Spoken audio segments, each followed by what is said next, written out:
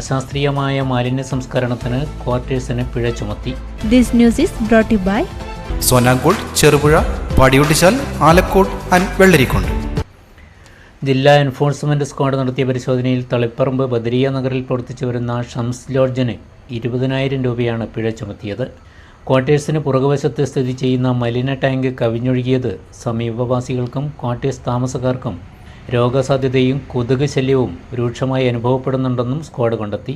ക്വാർട്ടേഴ്സിൻ്റെ മുൻഭാഗത്ത് ചെങ്കൽ കൊണ്ട് കെട്ടി നിർമ്മിച്ച ടാങ്കിൽ പ്ലാസ്റ്റിക് ഉൾപ്പെടെയുള്ള മാലിന്യങ്ങൾ കൂട്ടിയിട്ട് കത്തിച്ചു വരുന്നതായും ശുചിമുറികൾക്ക് സമീപം പ്ലാസ്റ്റിക് മാലിന്യങ്ങളും തുണികളും ദുർഗന്ധം പരത്തുന്ന നിലയിൽ കൂട്ടിയിട്ടിരിക്കുന്നതായും കണ്ടെത്തി.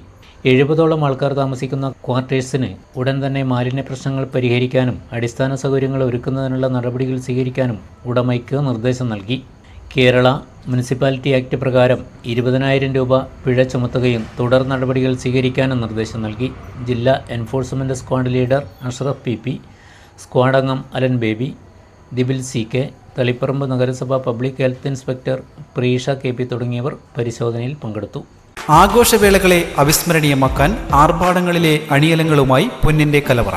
മാറുന്ന കാലത്തിൽ മാറ്റത്തിന്റെ രുചിയറിയുന്ന വൈവിധ്യങ്ങളുടെ സ്വർണ്ണശേഖരവുമായി മലയോരത്തിന്റെ തിലകക്കുറി.